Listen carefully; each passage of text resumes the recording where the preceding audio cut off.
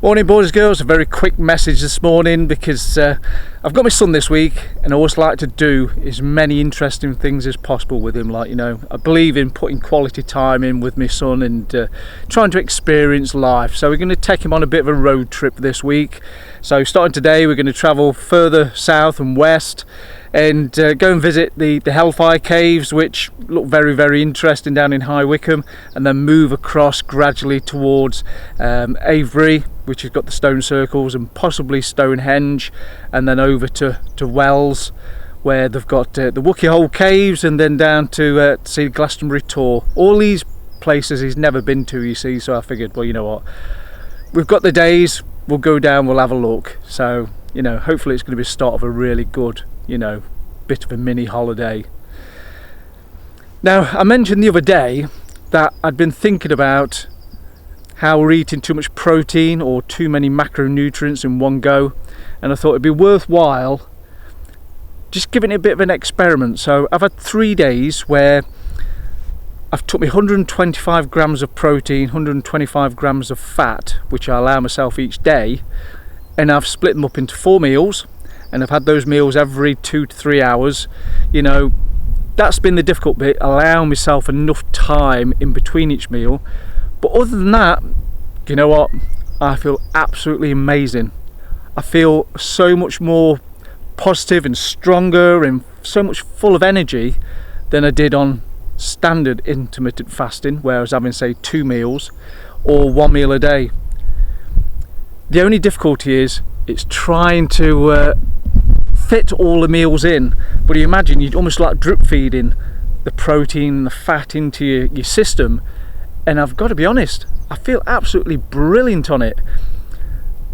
Weight hasn't increased. Body fat, as we know, is really, really slow coming off on me. But I tell you what, it's been a revelation.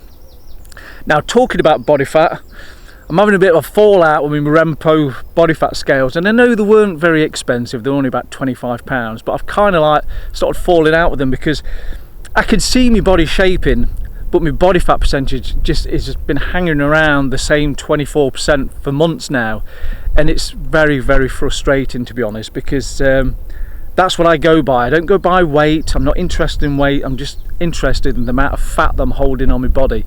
So I've treated myself to some new ones. Obviously not here yet, but I've picked some scales which are probably about twice the price, so still not dead expensive.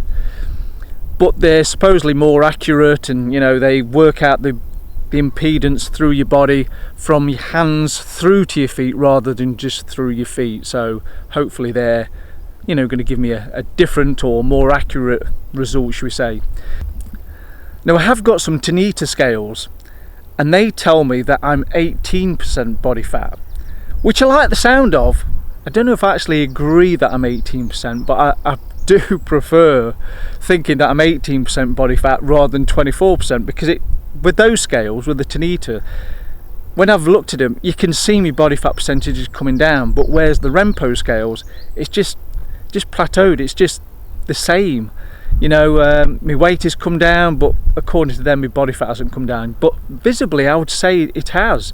I do look leaner, and I feel a lot leaner. I mean, I've had to put an extra hole in my belt and stuff like that, so there's something changing. It's just those Rempo scales don't seem to be reflecting in it. Hence why I've picked these Omron scales. So eventually, I'll be getting figures off 3 different types of scales. So eventually, I suppose I'll find a figure I like.